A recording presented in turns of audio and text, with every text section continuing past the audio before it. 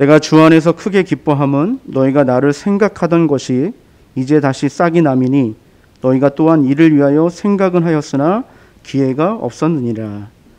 공부판으로 다른 페이지 가기를.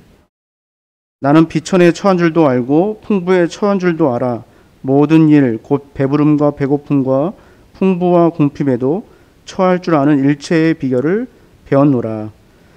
능력 주신 자 안에서 내가 모든 것을 할 수 있느니라. 아멘. 이 시간에 말씀 전하기 전에 제가 전부터 저는 항상 말씀을 나누기 전에 기도를 할까 이렇게 하다가 예전부터 우리 청년들과 함께 예배드리다가 고백을 자주 했었습니다. 이 고백을 함께 하시고 우리 말씀을 나눴으면 좋겠습니다. 한번 눈을 감으시고요. 자신의 가슴에 오른손을 얹혀주시고 저를 따라해 주셨으면 좋겠습니다. 우리 함께 고백하겠습니다. 하나님은 나를 사랑하십니다. 나는 그 사랑 안에 있습니다. 하나님 오늘 나에게 말씀하여 주실 것입니다. 나의 마음을 하나님께 열겠습니다. 나의 생각을 예수님께 집중하겠습니다. 들은 만큼 변화됩니다. 들은 만큼 행복해집니다. 아멘. 네, 제가 어느 교회에서 청년부 맡아서 사역할 때에 어느 한 청년이 있었습니다. 참 늘 고민이 가득했던 한 청년이었는데 그 청년은 당시 주일 예배 후에는 오후에 청년들 모임이 있었는데 이 청년은 항상 교회에 있었는데 청년부 모임에 들어오지 못하곤 했습니다. 청년들한테 물어봤더니 이 청년은 참 생각이 많고 고민이 많은 청년이라고 그냥 내버려 두시는 게 좋을 것 같다 이렇게 얘기를 했었습니다. 그런데 그냥 이렇게 내버려 두는 건 아닌 것 같아서 제가 한번 어렵사리 만나서 얘기를 하게 되었습니다. 근데 얘기를 하다가 제가 교회에 남아서 무엇을 하느냐 물어봤더니 이 청년이 하는 얘기가 책을 읽고 집에 간다 이런 얘기를 하더라고요. 그래서 제가 그러면 혹시 읽고 있는 책들을 물어봐도 되냐 물어봤더니 기독교 서적을 읽는데 제가 그 책들을 보니까 신학생들이 읽을 만한 그런 책들이었습니다. 좀 어려울 수도 있고 일반 성도가 읽기에는 조금 복잡한 생각을 많이 하고 읽어야 될 그런 책이라고 생각했는데 그래서 제가 물어봤습니다. 신학을 혹시 하고 싶으냐 물어봤더니 자신은 전혀 그런 생각은 없다 이런 얘기를 했습니다. 그러면서 하는 얘기가 신학을 개인적으로 배우고 터득하려고 하고 있다 이런 얘기를 했었습니다. 이유가 있었습니다. 교회에서 예배 시간에 자기가 수없는 설교를 듣는데 자기가 채워주지 않는다는 것입니다. 자신을 채울 수 없어서 그 설교들을 통해서 자신을 채울 수 없어서 자신은 그런 책들을 읽고 있다 저한테 그런 얘기를 했습니다. 좋습니다. 뭐 개인적인 생각이라 다 좋은데 그 생각이 참 모순된 것이 많다라는 걸 제가 생각했습니다. 어떤 것이냐면 영적으로 채울 수 없으니까 기독교 서적을 읽으면 내 영혼이 채워질 수 있다는 그런 모순이고요. 그래서 제가 질문했습니다. 이 책을 읽을 때마다 그런 뭐 영적으로 채워지는 것보다 오히려 질문이 생기고 의문이 생기고 더 복잡해지고 어려워지고 있지 않느냐 제가 물었더니 부정하지 않더라고요. 네, 맞습니다. 그런 얘기를 했습니다. 그리고 거의 매주일 저와 함께 상담하면서 책에 대한 이야기를 저는 책을 별로 읽지를 않는데 저보다도 책을 많이 읽으니까 보통이 아니었습니다. 어떤 그 지식적인 게 굉장히 풍부했습니다. 그런데 결국 책에서는 배울 수 없는 그런 것을 제가 발견할 수 있었습니다. 뭐냐면 대화하면서 그 청년은 가장 본질적인 문제를 해결하지 못했습니다. 어떤 것이냐? 신앙인으로서 이 구원의 확신이 없었던 겁니다. 책을 통해서 지식은 많아 보이고 그리고 이해도도 높고 그렇게 보일지 모르겠지만 신앙인에게서 가장 중요한 구원의 확신을 갖고 있지 못했던 것입니다. 어찌됐든 이후 권면하면서 청년부 모임에 동참하게 됐고, 제가 그 교회를 사임한 후에 그 청년에 대해서 물었더니 이 청년이 너무나 감사하게도 선교 여행을 준비하면서 책으로만 읽었던 예수님을 체험하게 되고 예수님을 믿게 됐고, 그리고 구원의 감격을 누리고 세례도 받고 이후에 신앙생활을 열심히 했다는 그런 참 감사한 이야기를 들었습니다. 그 형제가 저한테 그런 질문을 했던 것이 기억납니다. 어떤 질문이냐면, 본인은 교회를 다니는데 열심히 출석을 하고 있는데 예수님을 언젠가는 자기가 믿을 텐데 왜 교회에는 목회자들 그리고 교회 어른들은 날마다 자기를 만날 때마다 무조건 믿으라고만 강요를 하고 있느냐, 이런 질문을 합니다. 물어봤다는 거죠. 왜 자꾸만 믿으라고만 강요를 하느냐 물어봤더니 어른들이 대답하기를 예수님 믿으면 좋다, 예수 믿으면 다 좋은 거다, 그렇게 얘기를 했다는 것이죠. 여러분, 근데 정답입니다. 예수님 믿으면 정말 좋은 줄 믿습니다. 여러분은 안 좋으신가 보네요. 저는 참 좋습니다. 네. 그런데 앞서 말씀드렸듯이 신앙은요, 지식도 이해도 필요하지만 체험과 은혜 받는 것이 너무 중요하다고 저는 믿습니다. 물론 예수님 믿으면 꼭 좋아야지만 믿는 것은 아닙니다. 절대로 그런 것은 아니지만, 그러나 본질적으로 들어가면요, 대단히 좋은 겁니다. 이 세상에서 절대로 누릴 수 없는 가장 큰 기쁨을 누릴 수가 있습니다. 그것이 무엇입니까? 예수님을 믿으면 우리는 구원을 받고 천국 백성이 된다는 엄청난 은혜를 얻게 된다는 사실을 여러분 아멘으로 화답할 수 있기를 축복합니다. 여러분, 그것만큼 기쁘고 귀한 일이 어디 있겠습니까? 또한 이런 은혜가 있습니다. 예전에는, 예수님 믿기 전에는 하나님이 멀게만 느껴졌는데 내 하나님은 아닌 것 같았는데, 예수님을 믿고 또 교회를 다니면서 신앙생활을 하니까 언제부턴가 하나님을 나의 아버지로, 아바 아버지로 부르기 시작했다는 은혜입니다. 정말 예전에는 우리가 상상할 수 없던 일인데 우리를 하나님의 자녀로 삼아주신 것입니다. 그리고 또 한 가지는 성도라는 이름을 주셔서 함께 공동체 안에서 교제를 하고 이 땅에 하나님 나라를 세워가는 또 다른 가족이 생기게 됐다는 것이 참으로 기쁜 일이라는 것이죠. 여러분, 오늘 말씀 보면요, 지금 바울이 어떤 상황이냐면, 제가 빌립보서 말씀 전할 수 있는 기회가 있으면 계속 전하고 있는데, 감옥에 갇혀 있습니다. 감옥에 갇혀 있습니다. 언제 풀려날지 모릅니다. 이런 상황 속에서 이 사도 바울은 안타까운 마음을 해서 옥중에서 서신을 써내려가고 있는 것입니다. 그런데 놀라운 것을 발견하게 되었습니다. 그 옥안에서 지금 사도 바울이 어떤 고백을 하고 있냐면, 나는 지금 기쁘다라고 고백하고 있습니다. 여러분, 그곳에서 어떤 즐거움이 있겠습니까? 자유롭지 못한데 결박당해 있는데 어떤 즐거움이 있겠습니까? 그런데 그는 기뻐하고 있다라고 고백하고 있습니다. 이 기쁨은요, 웬만한 믿음이 아니고서는요, 일어날 수 없는 기쁨입니다. 감히 상상할 수 없는 그런 기쁨이었습니다.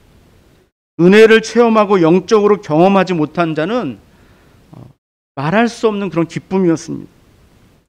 여러분, 지금 우리 상황은 어떠냐면 굉장히 몹시 초조하고 불안해하고 있습니다. 지금 우리의 앞날을 그 누구도 예측할 수가 없습니다. 이 상황이 올해 연말까지 갈 것이다 예측하지만 또 뒤집힐 수도 있고 어떤 일이 일어날지 모릅니다. 참 불안합니다. 사람들만 모이는 곳에 가면 불안합니다. 우리 주변에 모든 것이 정지되어 있는 것 같습니다. 갇혀 있는 것 같습니다. 여러분, 어디에서 우리는 기쁨을 찾을 수 있겠습니까? 우리 사도 바울을 보십시오. 그의 기쁨에는 이유가 있었는데, 자, 우리가 10절 말씀, 원래는 우리가 14장의 10절부터 마지막 절까지 말씀을 읽어야 되는데 다 읽지는 못했는데요. 우리가 말씀은요, 중간중간 읽려고 하면서 우리 말씀을 보기 원하는데 10절의 말씀을 같이 한번 읽겠습니다. 10절입니다. 시작.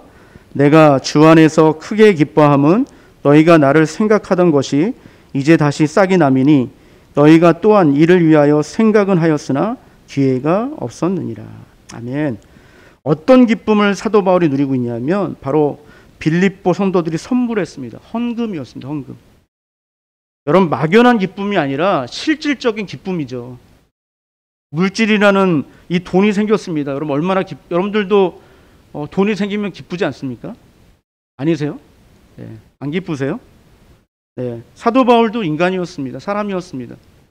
가장 궁핍하고 힘들 때 성도들이 헌금을 했던 것입니다.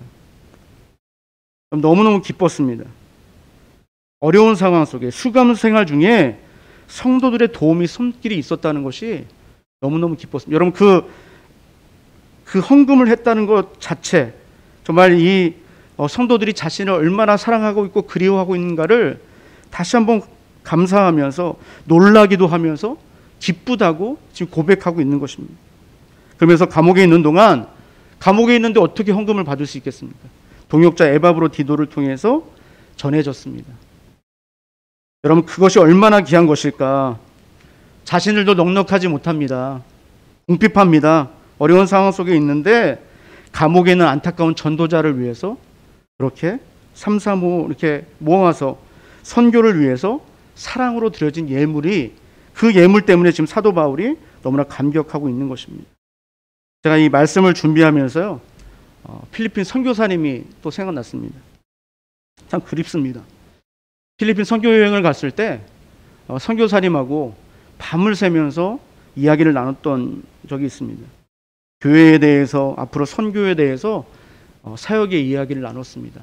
밤이 새도록 이야기를 나눴는데 선교사님에게 비전이 하나 있었습니다. 그 비전이 무엇이냐면 바로 이 필리핀의 신앙인들을 선교사로 세우고 목회자로 세워가면서 이 필리핀이라는 나라가 선교, 세계 선교의 중심이 되겠다는 그런 정말 방대한 비전을 갖고 계셨습니다. 그럼 필리핀이라는 나라는요, 굉장히 궁핍한 나라입니다.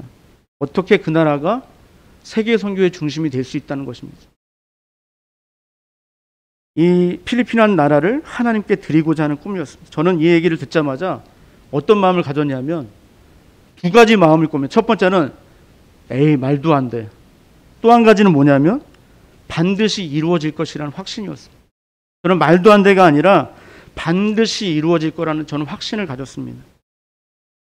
선교센터를 짓는다고 했습니다. 그리고 선교사님의 차를 타고 필리핀 마니라, 그 필리핀의 중심지에 가서 그 센터 자리를 보여주셨습니다. 어마어마한 높이의 고층 빌딩이었습니다. 우리나라로 돈으로 환산하자면 정말 어마어마한 액수입니다. 제가 놀랐습니다. 그 액수에 대해서. 자, 우리나라 돈으로도 엄청난 액수인데 이 필리핀 사람들이 돈 벌면 얼마나 벌겠습니까? 그 현지인들의 생활과 주머니 사정은요, 굉장히 궁핍합니다. 빌립보 교회 성도들, 물론 부자도 있을 수도 있습니다. 그러나 궁핍했습니다. 가난한 자들이 많았습니다. 그럼에도 불구하고 그들이 갇혀있는 선교사를 위해서, 목회자를 위해서 헌금을 드렸다는 것입니다. 그래서 그 꿈을 필리핀의 교회와 성도들이 정말 그 하나님 안에서 꿈꾸고 소망하는 것을 저는 기회가 날 때마다 항상 기도를 하고 있습니다. 여러분, 그렇습니다. 나의 하나님이 아니라 이제는 성도가 되면서 나의 하나님을 고백하는데 이제는 어떤 하나님이 되냐면 우리 하나님이 됩니다. 우리 하나님이 되시면서 우리는 영적인 가족이 되고, 그리고 또 다른 말로는 동역자들이 된다는 것입니다.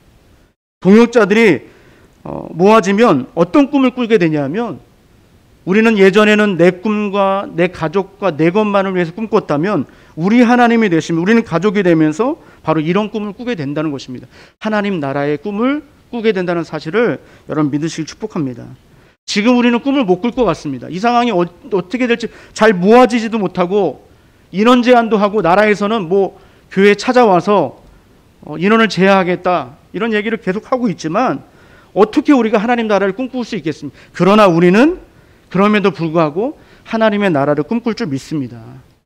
우리 광운교회를 향한, 우리 광운교회 성도님들을 향한 하나님의 원대한 꿈이 있음을 여러분 반드시 기억하시길 축복합니다. 당신은 사랑받기 위해 태어난 사람. 여러분, 교회 다니지 않는 사람들도요, 잘 아는 유명한 노래입니다. 근데 여러분, 찬양입니다. 이 찬양은요, 원래 어떻게 만들어졌냐면 교회 안에서 청년들이 모임을 갖는데 특별한 찬양이 없는 거, 좀 축복을 하고 싶고 좀 사랑을 나누고 싶은데 특별한 찬양이 없어서 이민선 목사님이라는 분이 이분이 작곡을 했습니다. 그랬더니 어떻게 됐냐면 이 찬양이 세상 밖으로 나가고 정말 뭐 모든 종교를 떠나서 정말 믿지 않은 모든 사람들이 이 찬양을 입에 오르락 내리락 하고 있었던 겁니다.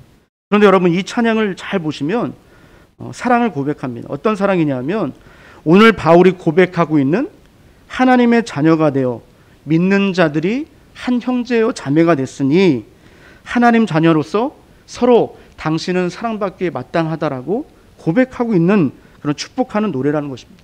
여러분, 이 노래를, 이 찬양을 여러분 어디에서 들을 수 있겠습니까? 세상에 나가서 세상 사람을 만나면 여러분을 향해서 손을 펼쳐서 당신은 사랑받기 위해 태어난 사람이라고 고백합니까? 물론 생일날 들어보셨을 수도 있을 겁니다. 그러나 결코 듣지 못합니다. 저는 두려운 마음이 갖고 있는 게 한 가지가 있습니다. 그것은 뭐냐면 세상이 점점 강팍해지고 있는데 교회마저 무너지고 강팍해진다면 여러분 얼마나 슬픈 일이 되겠습니까? 교회의 한 성도가, 한 영혼이, 천하보다 귀한 영혼이 교회에 왔는데 그를 향해서 당신은 사랑받기 위해 태어난 사람이라고 고백 한 번 못 해준다면 여러분, 그런 교회라면 여러분 얼마나 안타깝고 여러분 얼마나 괴롭습니까? 하나님의 사랑으로 자녀를 삼아주신 관계가 무색해진다는 것은요, 정말 감당하기 힘든 고통스러운 이야기일 것입니다. 오늘 말씀의 주제는, 핵심은 뭐냐면 한 목회자와 한 선교사와 성도의 관계입니다. 그러면 성도는 어떤 참된 교제를 하고 그리고 어떤 축복을 누리려면 어떻게 되느냐, 오늘 말씀이 전하고 있는데 우리가 10절 말씀을 읽었습니다. 10절 말씀에서 무엇을 우리는 발견할 수 있냐면 바로 이겁니다. 다시 싹이 난다라고 얘기하고 있는데 바울에게 헌금했다는 것이나 그 의미는 이런 씨를 뿌리고 심고 열매를 맺는다고 말씀하고 있는 것입니다. 여러분, 농부가요, 씨를 뿌리면 끝이라고 생각하지 않습니다. 수고와 애씀이 있습니다. 여러분, 쌀을 우리가 밥을 먹는데 그 쌀이 오기 전까지의 그 과정들 여러분 아시잖아요. 얼마나 숱한 고통과 괴로움이 있겠습니까? 비가 옵니다. 많이 와도 문제, 적게 와도 문제입니다. 여러분, 이거는 정말 이 농부가 할 수 없는, 정말 그 자연 앞에서 이 한 농부가 울 때도 있고 울 때도 있다는 것입니다. 여러분, 우리도 마찬가지입니다. 어려운 상황입니다. 그런데 우리는 어떻게 해야 되느냐? 오늘의 말씀처럼요, 씨를 뿌려야 된다는 것입니다. 씨앗을 뿌려야 된다는 것입니다. 여러분 안에 그동안 멈춰있던 말씀의 씨앗, 기도의 씨앗 차곡차곡 쌓아 나가야 될 줄 믿습니다. 여러분, 놓치면요, 내려놓으면 쌓이지 않습니다. 절대로 쌓이지 않습니다. 세상이 이러니 우리는 다 놓쳐버리고 내려놓으면요, 우리는 그 씨앗이 쌓일 수가 없습니다. 씨를 뿌리기도 전에 어려움이 생길 수밖에 없습니다. 이 씨를 뿌리는 과정에는요, 대단한 희생이 필요합니다. 지금이 그런 순간들이라고 저는 생각합니다. 앞으로를 준비하고 여러모로 정제되었던 교회 시간들을 우리의 신앙을 회복하기 위해서 저 여러분들이 인내하고 헌신하고 올해는 정말 기쁨의 한 해가 되도록 열심히 있는 결심들이 생겨나시기를 주님의 이름으로 진심으로 축복합니다. 두 번째는 또 생각나는 찬양이 하나 있는데요, 시선이란 찬양입니다. 시선이란 찬양. 모든 시선을 주님께 돌리고 살아계신 하나님을 느낄 때, 이런 가사가 있습니다. 그럴 때 살아계신 하나님을 경험하고 그 사랑을 바탕으로 우리는 어떻게 되느냐, 우리 온 성도는 시선을 하나님께 두어야 된다는 것입니다. 성도는요, 어떤 역할을 해야 되냐면 하나님을 바라볼 수 있는 것이 성도여야 될 줄 믿습니다. 자, 우리가 18절에서 20절 말씀을 같이 한번 읽도록 하겠습니다. 18절에서 20절 말씀 같이 읽겠습니다. 시작.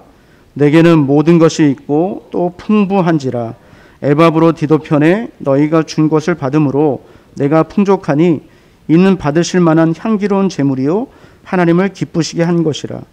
나의 하나님이 그리스도 예수 안에서 영광 가운데 그 풍성한 대로 모든 쓸 것을 채우시리라. 하나님 곧 우리 아버지께 세세무궁하도록 영광을 돌릴지어다. 아멘. 여러분, 교인으로만 머물다가, 교회를 왔다리 갔다리 했던 교인으로 머물다가 성도로서 이 옮겨가는 이 과정에는요, 참 어려운 길일 수도 있습니다. 쉽게 생각하면 쉽게 생각할 수 있고 어렵다고 생각하면 어려울 수 있는 그런 길입니다. 그런데 바로 이 시선, 우리의 시선을 하나님께 두어야 되는데 그저 교회를 다니기만 하면서 사람만의 관계만 신경 쓰다가 어느 날 이 사람의 관계 속에서 어려움이 닥쳐옵니다. 상처를 입고 또 피해를 입는다는 그런 마음을 갖게 되면 그 이유로 내 신앙을 포기한다고 여러분 생각해 보십시오. 여러분, 그것만큼 안타까운 것은 없을 것입니다. 성도로서 관계로 들어가는 이 과정이 쉽지는 않습니다. 그런데 그 교제가 아름다우려면 교인에서 성도로 옮기는 과정 속에 있는 성도도, 그리고 기존에 있던 성도들도 어떤 마음을 가져야 되느냐, 오늘 이렇게 말씀하는 것이 바로 그것입니다. 19절에 보면 나의 하나님이 그리스도 예수 안에서 영광 가운데 그 풍성한 대로 모든 쓸 것을 채우시리라, 이렇게 말씀하고 있습니다. 그럼 우리가 바라봐야 될 것이 무엇이냐면 서로 인간적인 자랑들, 인간적인 모습들, 어떤 배경들, 이런 것을 바라보는 것이 아니라 이제는 우리는 하나님만 바라보는, 하나님의 언어로서 용기를 주고 위로를 주고, 예전에는 인간적인 자랑들, 내가 갖고 있는 것 자랑하고 내가 갖고 있는 거 내세웠지만 이제는 어떻게 되느냐, 다 배설물로 여기고 이제는 주님 안의 성도로서 아름답게 그 시선을 하나님께 두어야 되는 것이 아름다운 성도의 태도라고 믿습니다. 그런 태도가 우리에게 중요합니다. 오늘 또 한 가지 있습니다. 스스로 살아갈 수 있는 영적 태도가 필요하다고 말씀하고 있는데 11절에서 13절 말씀을 보시면 이런 말씀을 하고 있습니다.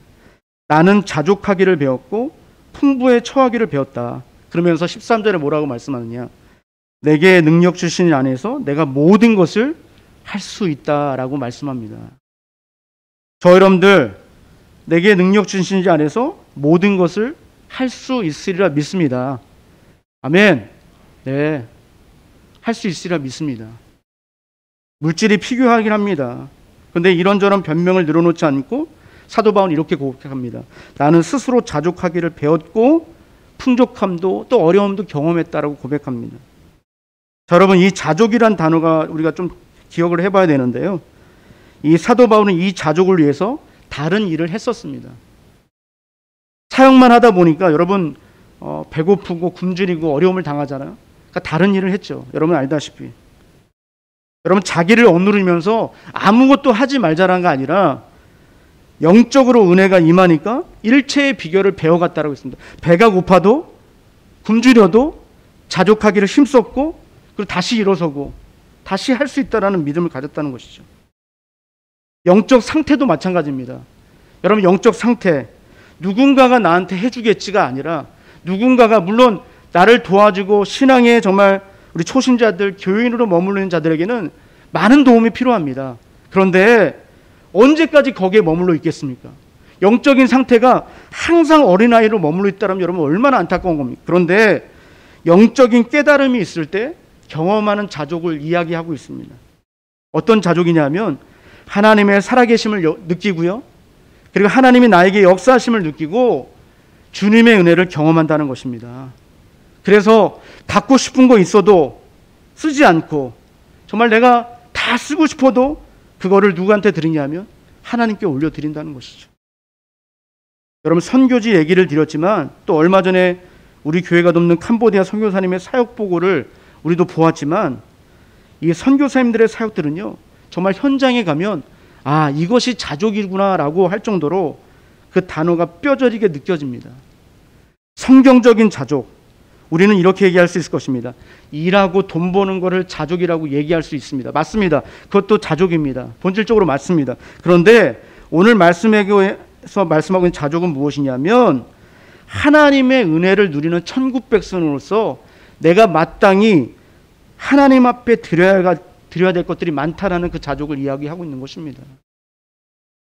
여러분, 주시는 은혜가 있다면 하나님께 드리는 영성이 우리에게 회복돼야 될 줄 믿습니다. 그렇다고 우리 하나님이 집 팔고 땅 팔고 다 팔아서 정말 거지가 돼서 그런 하나님이시겠습니까? 아닙니다. 우리 모두 힘들지만, 그래서 자족이란 말이 이렇게 쉽게 다가오진 않지만 이 받은 바 은혜를 우리가 가지고 우리가 드릴 수 있는 것을 마땅히 드릴 때에 비록 어렵지만 가난하지만 빌립보 교회 성도들이 저 감옥에 갇혀 있는 목회자 선교사를 바라보면서 헌신했듯이 그런 헌신의 자족이 저 여러분들한테 임할 수 있기를 주님의 이름으로 축복합니다. 오늘 말씀을 맺으면서 어느 가정이 생각났습니다. 제가 그 설교를 연습할 때는 이 시간이 아니라 더 길었는데 생각보다 짧습니다. 예배가 좀 짧아질 것 같은데 좀 용서해 주시고요. 네. 제가 연습할 때는 더 길었는데 네.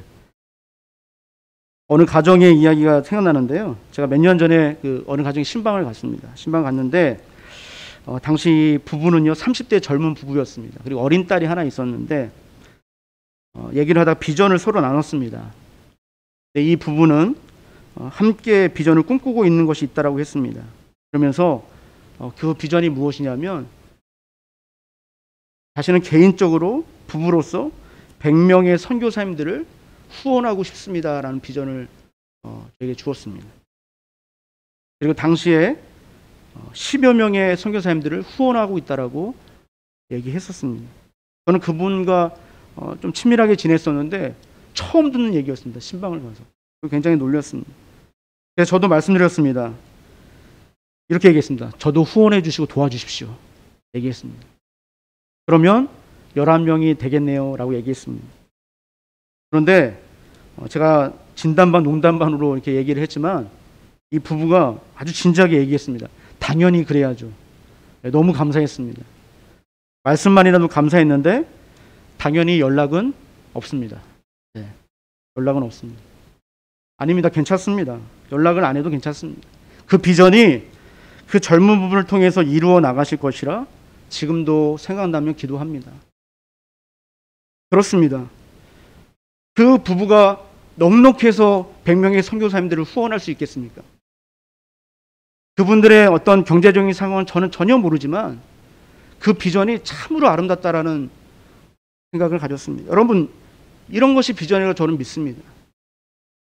우리는 우리 스스로를 신앙 안에서 자족하지 못하고 있을 때가 많다라고 믿습니다. 지금 이 시대가 그렇습니다. 지금 우리 각자에게 스스로에게 주어진 어떤 이 자족의 시간이 더 요구되는 시간들입니다. 어떤 것이냐? 여러분들이 시간을 내셔야 하고 더 시간을 내셔야 됩니다. 그리고 지금보다도 더 무릎을 꿇으셔야 됩니다. 그래야지 우리가 살 수 있고 내가 살 수 있고 자족하고 할 수 있다는 것을 여러분 믿으시길 축복합니다. 시대가 이렇다고 다 멈춰 있다고 우리가 멈추면요 재생되는 시간까지 너무나 많은 시간이 걸립니다. 여러분 반대로 생각해 보십시오. 세상이 멈춰 있으면 우리는 움직이면 됩니다. 어떻게 움직입니까? 다 모일 수 없는데 어떻게 움직입니까? 아닙니다. 각자의 자리에서 움직이면 됩니다. 비전을 품고 이런 비전을 품는 겁니다. 나는 넉넉하지 못하나 나는 한 명의 선교사라도 돕고 싶다. 어린아이를 돕고 싶다. 여러분 왜 못합니까? 지금 멈춰 있으니까 나도 안 하면 됩니까? 다음에 여러분 젊은이들은 어쩌면 착각할 수도 있습니다. 왜냐하면 그 누구도 구속하지 않으니 예배에 스스로 나올 수가 없습니다. 특별히 어린 심령들은 엄마 아빠가 일으켜 세우고 아침에 일어나야지 우리 주일 일부 예배 9시 반에 예배 드리는데 예배 드릴 수 있습니다. 여러분들도 그럴 것입니까? 누군가가 얘기해 줘야지 그제서야 일어나서 예배하겠습니까? 다 멈춰 있으니 나도 멈추겠다고 여러분 생각하십니까? 여러분 사도 바울이 어디에 있다고요? 감옥에 있습니다. 감옥에 있는데도 옥중 서신을 써내려갔습니다. 우리의 각자의 자리에서요 충분히 할 수 있습니다. 환경이 불편할 수 있습니다. 예배 환경이 예전보다 불편할 수도 있습니다. 예배를 그 핸드폰을 통해서 예배를 드리고 있는데 예배가 잠깐만 끊기고 목소리도 안 들리고 불편할 수 있습니다. 그러나 그럼에도 불구하고 우리가 불편하더라도 조금 불편하더라도 그 시간을 절대로 포기해서는 안 됩니다. 여러분 자족이라는 것이 어렵지 않습니다. 결코 어려운 단어가 아니었습니다. 저도 이 자족이라는 단어가 굉장히 어렵고 힘든 단어로만 생각했습니다. 그런데 아니었습니다. 여러분, 하나님의 부르심을 받은 성도로서 마땅히 해야 될 역할이 바로 이 자족입니다. 하나님이 주신 은혜를 그저 나만 누리고 나에게만 축복을 받고 이제 그것이 아니라 마땅히 빌립보 교회 성도들이 정말 없는 중에도 나눴듯이 저 여러분들도 각자의 자리에서 하나님 나라를 꿈꾸십시오. 더 무릎을 꿇으시고 더 예배 드리시면서 하나님, 내가 꿈꿔야 될 자족이 무엇입니까? 내가 하나님 앞에 받은 은혜가 있는데 내가 어떻게 드릴 것이 많습니까? 각자의 자리에서 더 기도하시고, 그래서 그 꿈들을 정말 이 성전에 가득 채워서 우리가 다른 이야기보다 우리의 자랑과 내 것을 자랑하는 것이 아니라 그동안 나는 이런 비전을 꿈꿨습니다. 나는 이런 하나님의 나라를 꿈꿨습니다. 이렇게 나눌 수 있는 그런 날들이 풍성하게 임할 수 있기를 축복합니다. 그럼 사도 바울은 끝내 풀려났습니다. 그리고 죽기까지 복음을 전했습니다. 반드시 기억하십시오. 우리도 할 수 있습니다. 내게 능력 주신 자 안에서 우리도 모든 것을 할 수 있습니다. 여러분, 힘내시고 우리에게 주어진 신앙인으로서의 마땅한 역할을 잘 감당할 수 있는 저 여러분들 되시기를 주님의 이름으로 축복합니다. 기도하시겠습니다.